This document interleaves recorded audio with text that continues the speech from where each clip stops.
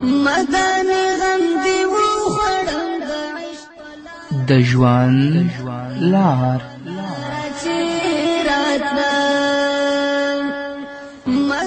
وړاندې کوونکی مولوي محمد یاسین فهیم.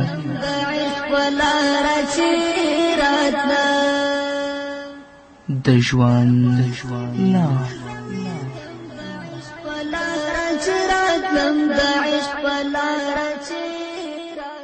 بسم الله الرحمن الرحيم. الحمد لله رب العالمين حمد الشاكرين،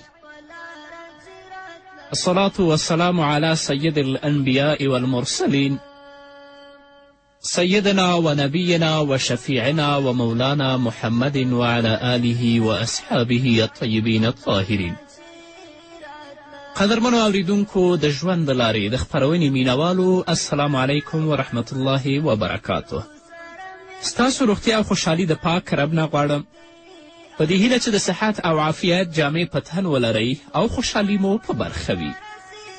قدرمنو اوریدونکو، دا دی زه محمد یاسین فهیم د ژوند د لارې د خپرونې په وړاندې کولو کې ستاسو په خدمت کې یم. زموږ د نننۍ خپرونې موضوع د جمعې لمونځ او همدارنګه د دواړو اخترونو لمنځونه.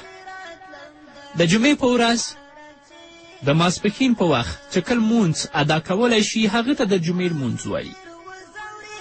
د جمعې په ورځ د ماسپښین د لمانځه په وخت کې چې کوم مونځ ادا کولی شي، هغه ته د جمعې لمونځ ویل کیږي.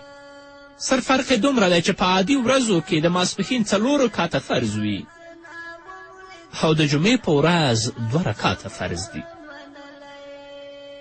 د جمعې د لمانځه تاکید د الله رب العزت په کلام کې او د محمد رسول الله صلی الله علیه وسلم په لارښوونو کې څو ځایه راغلی.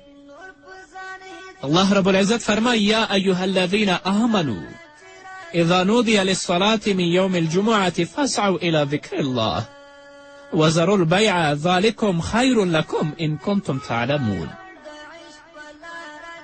الله وایي کسانو چې تاسو ایمان راوړئ، هر کله چې د جمعې لمانځه دپاره اذان وشي، نو د لمانځه دپاره تاسو تیزي وکړئ او د خپل ټول دنیوي کاروبار پرېږدئ. نو دا تاسو لپاره بهتره ده که تاسو په دې باندې پوهیږئ. د الله رب العزت د دې کلام نه د جمعې د لمانځه فرضیت هم ثابتیږي، خو په هغه ځای کې چې هلته شرایط د وجوب او شرایط د ادا موجود وي، په هر ځای کې نه. همدارنګه محمد رسول الله صلی الله علیه وسلم فرمایي،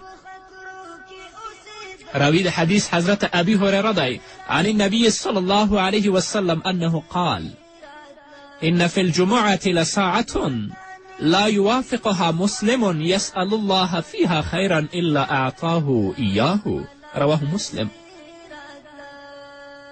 حضرت ابی هریره رضی الله تعالی عنه د محمد رسول الله صلی الله علیه وسلم نه روایت کوي چې رسول الله فرمایلی دي چې د جمعې په ورځ داسې یو ساعت شته چې مسلمان د سوال کولو په وخت کې نه ورسره برابریږي، مګر که ورسره برابر شي نو الله به یې هغه سوال هلته قبول کړي.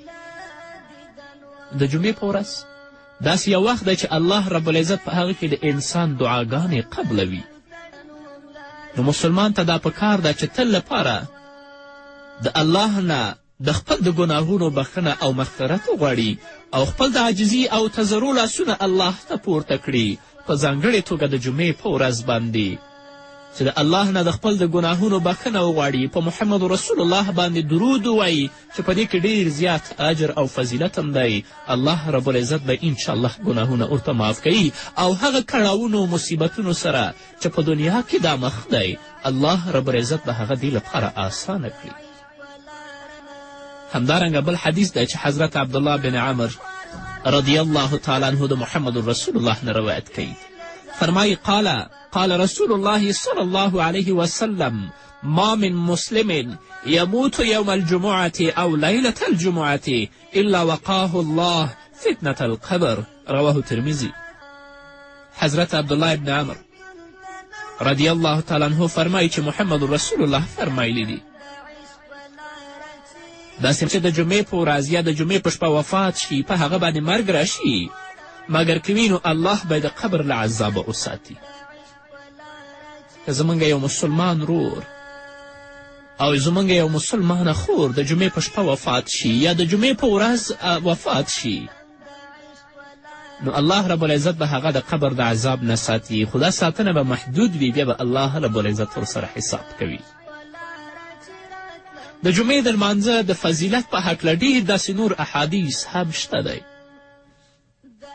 غواړم چې هغه ټول تاسو ته وړاندې کړم. الله دې موږ ته توفیق راکړي چې تل لپاره هغو کارونو ته مخه کړو چې په هغه کې الله زموږ نه راضي کیږي، په هغه کې د الله رسول زموږ نه راضي کیږي، د الله رسول زموږ نه خوشحالیږي.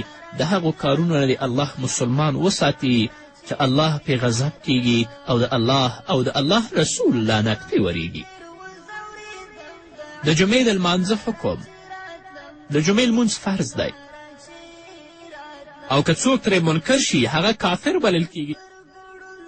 یعنی په هغه ځای کې چې د جمعې د ادا شرایط د وجوب شرایط ټول موجود وي او هلته قصدا د جمعې مونځ پرېږدي هغه فاسق شمیرل کیږي. د جمعې مونځ د اسلام په شاعرو کې شمیرل کیږي. یعنی د جمعې لمانځه باندې مسلمان پیژندلی شي چې دا مسلمان دی او دا نه دی.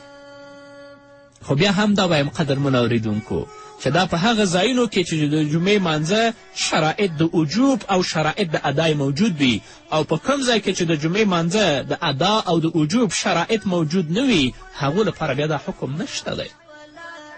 حضرت ابي هريره رضی الله تعالی عنه د محمد رسول الله نه روایت کوي ان رسول الله صلی الله علیه وسلم فقد ناسا في بعض الصلوات فقال لقد هممت أن آمر رجلا يصلي بالناس ثم أخالف إلى رجال يتخلفون عنها فآمر بهم فيحرق عليهم بحزم الحطب بيوتهم. حضرت ابي هريره رضی الله تعالی عنه نه روایت دی چې یوه ورځ رسول الله صلی الله علیه وسلم ځینې خلک په لمانځه کې ونه لیدل. نو رسول الله وفرمایل چې پخه اراده مې کړې چې د لمانځه د پوره کولو لپاره بل څوک وټاکم چې ته مونځ ورکړه او زه هغه خلکو ته ورشم چې لمانځه ته نه دي راغلي او داسې حکم پرې وکړم په دې خلکو باندې د لرګو په ازوغ د دوی کورونه وسوځول شي. یعنې لرګي راټول کړم او وروسته د دوی کورونو ته زه اور واچوم. خو رسول الله دا کار پرېښی دې لپاره چې په کورو کې د ښځو او د ماشومانو ویره وه. دا حدیث اگر که د جمع لمانځه په فضیلت کې موږ هم ذکر کړی و، لکن محدثینو په ځانګړې توګه امام نووي رحمه الله دې ولیکلی دي چې دا حدیث په حدیث کې لفظ د بعض الصلوات راغلی دی. یعنې کلمه د بعض الصلوات راغلي، د دې نه مراد یا د جمع لمونځ دی یا د ماسخوتن لمونځ دی یا د جمعې لمونځ. نو په دې اعتبار سره د جمعې په فضیلت کې بیا د حدیث ما تاسو ته تکرار کړه. نو په هغه ځای کې چې د جمعې د لمانځه د وجوب شرایط د ادا شرایط موجود وي او هغه د جمعې مونځ قصدن پرېږدي واقعیت هغه ګناهګار دی او په کوم ځای کې چې نه وي هغه بېله خبر ده. او د جمعې مونځ په هر عاقل بالغ آزاد مقیم او تندرست مسلمان باندې فرض دی. د جمعې لمونځ په نابالغو په مریضانو باندې په ړندو په مسافرو په شلو په لیونو او په ښځو باندې فرض نه دی، لکن که دې ادا که بیا یې مونځ کیږي. او امام ابو حنیفه رحمه الله فرمایي که چیرې یو لوند سړی هغه ځان ته لارښود ونه لري چې هغه لاس نه ونیسي او د جمعې مانځه ته یې بوځي، په هغه باندې د جمعې لمونځ فرض نه دی ځکه هغه په خپله د تللو عاجز دی. نو د بل په لارښوونه باندې دا قادر نه بلل کیږي. لکن امام ابو یوسف رحمه الله فرمایي چې په دې صورت کې هم په هغه باندې مونځ فرض دی. امام ابو حنیفه رحمه الله لږ توسع کړی. د جمعې لمانځه په باره کې یو څو اهمې خبرې قدرمنو اوریدونکو تاسو ته وړاندې کوم. د جمعې د لمانځه لپاره د لمانځه څخه دمخه دوه خطبې ویل ضروري دي. په اوله خطبه کې به د الله رب العزت حمد السمع ووایي او په محمد رسول الله باندې به درود او سلام ووایي. د قرآن کریم یو څه برخه دې هم ولولي او د وخت مطابق مسلمانانو ته دې د نصیحت خبرې هم وکړي.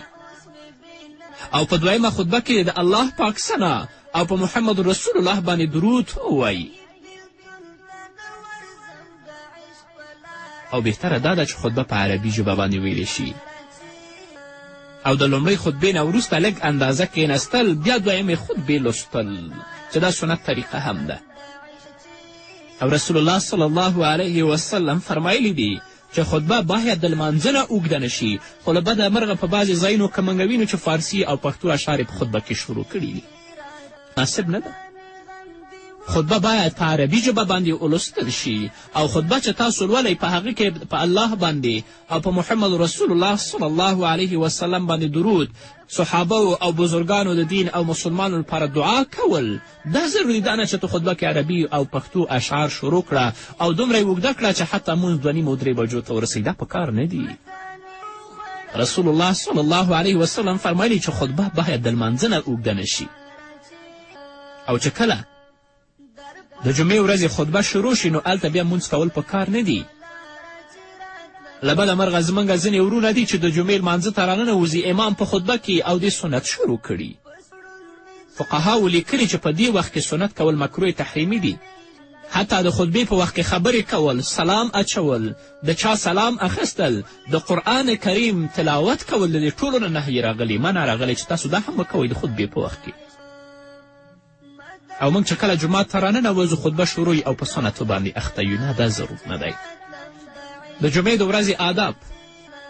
د جمعې په ورځ باندې هغه چا باندې چې د جمعې لمونځ فرض دی او شرایط د ادا او د وجوب دواړه موجود دي نو باید چې هلته پاکې جامې واغوندي، خوشبویي او عطر استعمال کړي او همدارنګه لمبل.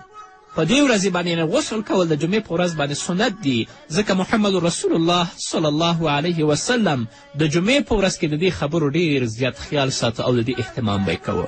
رسول الله به پاکې جامې مغوستلې، رسول الله به لمبل او رسول الله به خوشبویي هم استعمالوله. همدارنګه یو انسان کولی شي چې د جمعې په ورځ د خپل ویښته جوړ کړي، د جمعې په ورځ د خپل نوکانو اخیستل یا زاید ویښته لرې کول، دا هم د جمعې په ورځ باندې سنت دي. او هغه امام چې کله خطبه وایي نو آداب یې دا چې خطبه ډیره په اوچت آواز او په وقار او په جذبې سره ووایي. داسې خطبه دې نه وایي چې مقتدیان په صف کې ناست دي هغه ټولو ته خوب ورشي. لنډه خطبه ډیر په اوچت آواز، ډیر په وقار او په جذبه سره باید خطبه وویل شي. او یوه غوښتنه زما البته چې دا د جمعې د ورځې آداب هم دی چې کله جماعت ته ننوځئ په هر ځای کې د جماعت خالي ځای و تاسو هلته کښېنئ، د خلکو په اوږو باندې مه تیریږئ. یو خو ناوخته راشي او بیا د خلکو په اوږو باندې تیریږي، ځان دویم او اول صف ته رسئ. د دې کار نه رسول الله نهی فرمایلی، نه منع کړې ده. بس که په کوم ځای کې چې خالي ځای و تاسو هلته په جماعت کې کښېنئ. او د جمعې په ورځ چې هر څومره مخکې څوک جماعت ته لاړ شي په هغه اندازه به الله رب العزت هغه ته ثواب ورکوي. او د جمعې لمونځ ټول 12 رکاته دی. اول 4 رکعات سنت، ورپسې 2 رکعاته چې تاسو امام سره کوئ هغه فرض، ورپسې 4 رکعاته سنت، بیا ورپسې آخرني 2 رکعاته هم سنت. او که تاسې لاړئ چې امام د جمعې مونځ کړی آخره قاعده کې امام ومونده، بیا هم د جمعې فضیلت تاسو وموند، یعنې د جمعې مونځ وشه. او د جمعې مونځ باید په جامع مسجد کې ادا شي. د جامع مسجد څخه مراد هغه مسجد ده چې هغه لوی وي او د ښار یا د کلي په سطحه باندې هغه جومات جوړ شوی، باید هلته د جمعې مونځ وشي.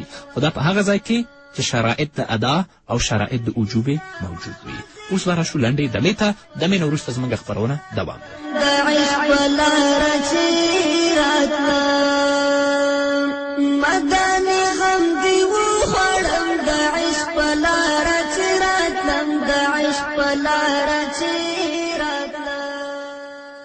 مداني غم دی وخړم د عشق په لاره چې راتلم، د عشق په لاره چې راتلم، در پسې ډېر وځورېدم، د عشق په لاره چې راتلم، د عشق په لاره چې راتلم. قدرمنو اورېدونکو بیا هم زموږ سلامونه او نیکې هیلې ومنئ. بله مهمه مسله هغه د اختر لمنځونه دي، د اخترونو لمنځونه چې یو اختر د شوال د میاشتې په لومړۍ ورځ راځي چې هغه ته عید الفطر وایي، یعنې د روژې والا اختر.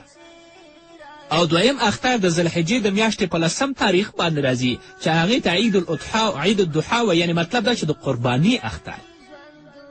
او دا دواړه ورځې په اسلام کې د خوشحالي او رخصتي ورځې دي. د دې دواړو ورځو نه علاوه بله ورځ په اسلام کې د رخصتي لپاره نشته. هر کله چې محمد رسول الله صلی الله علیه وسلم د مکې مکرمې له مدینې منورې ته هجرت وکړه نو د مدینې مسلمانانو به 2 ورځې خوشحالي لمانځله چې یوه اوله ورځ د نوروز وه او بله اوله ورځ د میزان وه.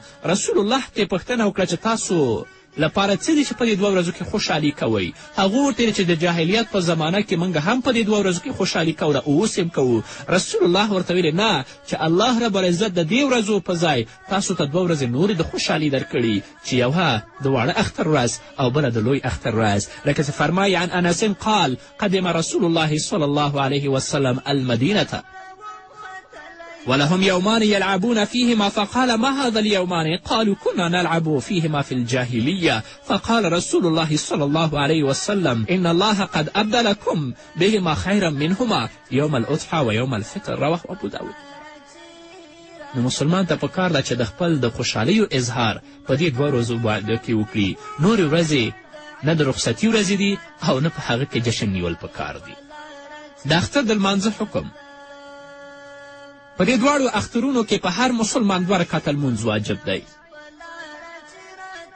د دې 2 لمنځونو لپاره هغه خبرې ضروري دي کومې چې د جمعې لمانځه لپاره ضروري وي، خو لکن څه ناڅه کمی او زیاتی دلته شته. اول دا چې د اختر لمانځه دپاره اذان او اقامت نشته، خو جمعې لمانځه کې اذان هم کیږي، اقامت هم کیږي. دویم دا چې د جمعې په ورځ خطبه د لمانځه نه مخکې ویل کیږي او د اخترونو په ورځ خطبه د لمانځه نه وروسته ویل کیږي. دریم د جمعې په ورځ خطبه واجب ده او د اخترونو په ورځ خطبه ویل سنت ده. څلورم د جمعې په لمانځه کې تکبیرونه نشته، د اخترونو په لمانځه کې په هر رکعت کې 3 تکبیرونه ویل کیږي. پنځم که د جمعې لمونځ قضا شي نو د ماسپښین لمونځ کول پکار دي چې 4 رکعته فرض وکړي، او که د اختر لمونځ د چا نه قضا شي نو بیا د هغه قضایي نشته دی. او د اخترونو د لمانځه وخت د لمر ختونه وروسته چې کله لمر 2 نیزې یا 3 نیزې راپورته شي د هغه نه تر زواله پورې. او که چا نه د اختر په اوله ورځ باندې لمونځ پاتې شو کولی شي چې په 2مه ورځ یې وکړي په واړه اختر کې، او که په لوی اختر کې په 2مه ورځ پاتې شي کولی شي چې په 3مه ورځ باندې هم د اختر لمونځ ادا کړي. البته که عذر یا باران وي یا ورځ صحیح معلومه نه وي نو کولی شي چې په 2مه او په 3مه ورځ هم په لوی اختر کې د اختر لمونځ ادا کړي. د اختر د لمانځه طریقه: د 2 اخترونو د لمانځه طریقه دا ده چې امام او مقتدي دې 2 نیت وکړي د اختر د لمانځه چې زه د واړه اختر یا د لوی اختر 2 رکعته واجب مونځ سره د تکبیرونو زه ادا کوم. که دا په ژبه باندې نشي ویلی چې په خپل زړه کې نیت وکړي دا هم کفایت کوي. نو امام به الله اکبر ووایي، ورپسې به امام او مقتدي 2 سبحانک اللهم ووایي. چې کله سبحانک اللهم امام خلاصه کړه په اول رکعت کې نو 3 ځلې به امام الله اکبر ووایي او د خپل غوږونه به لاسونو ته پورته کړي. مقتدي به ورسره هم کوي چې 3 وارې الله اکبر ویلې لاسونه یې غوږونو ته پورته کړل نو بیا به د خپل لاسونه وتړي، الحمدلله به ووایي، الحمدلله پسې به وروسته یو صورت وایي، 1 رکعت به وکړي. چې کله 2یم رکعت ته امام راپورته شه الحمدلله دې ووایي، الحمدلله پسې د وروسته یو صورت ووایي چې صورت یې خلاص کړه بیا د 3 وارې الله اکبر ووایي او د خپل لاسونه دې غوږونو ته پورته کړي. 3 وارې به الله اکبر ووایي، د خپل لاسونه به غوږونو ته پورته کړي. او مقتدي به امام سره دا کار هم کوي او په 4م وار چې بیا تکبیر وایي بیا به رکوع ته لاړ شي او د خپل لمونځ به ختم کړي. او چې کله لمونځ خلاص شي نو امام به فورا د لمانځه د فارغېدو نه وروسته پورته شي او خطبه دې شروع کړي او ټول مقتدیان به خطبه په خاموشي سره واوري. چې کله خطبه ختمه شي نو امام دې دعا وکړي. او د اخترونو په خطبو کې امام باید د جمعې خطبې په شان د خطبو په منځ کې کینی او امام باید د اختر په خطبه کې دا کلمه ډیره زیاته ووایي چې الله اکبر الله اکبر لا اله الا الله والله اکبر الله اکبر ولله الحمد. د اخترونو د ورځې سنتونه او مستحبات: د اختر لمانځه لپاره غسل کول، مسواک وهل، ښې پاکې او نوې جامې اغوستل، خوشبویي استعمالول، په عیدګاه کې لمونځ کول. اختر لمونځ خو په هر جومات کې کیږي مګر په عیدګاه کې د اختر د لمانځه کول دا سنت دي، ځکه رسول الله صلی الله علیه وسلم او ټولو صحابه و کرامو دا کار کړی دی. او چې کله عیدګاه ته ځي باید پیاده لاړ شي، او که عذر ولري بیا کدلی شي چې په سوارلي باندې هم لاړ شي. او چې کله عیدګاه ته ځې په یو لاره لاړ شه، او چې راګرځې په بله لار لاړ شه، ځکه الله رب العزت چې کم قدم ته پورته کوې، الله رب العزت به په دې باندې تا ته یوه نیکي درکوي، او کم قدم چې دی الله به د هغه په واسطه ستا یوه ګناه معاف کوي درته. او د واړه اختر په ورځ د مانځه نه مخکې خرما خوراک یا داسې بل خوږ شي خوړل دا سنت دي. او همدارنګه د لمانځه نه د مخکې بلکل د خپل هغه صدقې فطر او سرسایه عادات کړي. دا خو د واړه اختر خاص عمل و. او د لوی اختر خاص عمل دا ده چې عیدګاه ته کله روانېږې نو په لوړ آواز سره تکبیر وایه. او د لوی اختر د مانځه نه مخکې څه خوړل پکار نه دي، بلکې باید روژه ونیسي چې کله قرباني وکړي نو د خپل روژه دې په هغه قرباني باندې ماته کړي. نو په چا باندې صدقې فطر سرسایه واجب ده، په هغه باندې قرباني هم واجب ده. که چا قرباني ونه کړه نو هغه به د اسلام په مقدس دین کې سخت ګناهګار وي. او که چا قرباني ته پیسې نه درلودې قرض یې کړي، الله به یې غني کړي. او یو بله مهمه مسله دا ده چې د اخترونو د لمانځه نه مخکې د نفلو کول په کار نه دي چې موږ او تاسو نفل وکړو. لکن که د چا نه سهار مونځ پاتې و قضا شوی او د څه عذر د وجې نه، هغه کولی شي چې د خپل لمانځه قضایي په کور کې راوړي او بیا لاړ شي جومات ته یا عیدګاه ته لاړ شي، هلته د لمانځه تیاری ونیسي. ایام تشریق د ذوالحجې 11 یعنې د اختر 2 ورځ، 12 14 ورځ دا د تشریق په ورځو په نامه باندې یادیږي. تکبیرات تشریق د عرفې د ورځې د سهار د مانځه نه شروع کیږي د 14 ورځ تر مازدیګر مانځه پورې. نو چې کوم تکبیرونه د فرض مانځه نه وروسته ویلی شي هغه ته تکبیرات تشریق وایي. نو په هغه چا باندې چې د اختر مونځ واجب دی، په هغو باندې د تکبیرات تشریق ویل واجب دي. او زمونږ خویندې باید هم تکبیر تشریق ووایي، خو سړي به په لوړ آواز باندې وایي، لکن ښځې به چې تکبیرات تشریق وایي هغه دې په ښکته آواز باندې وایي.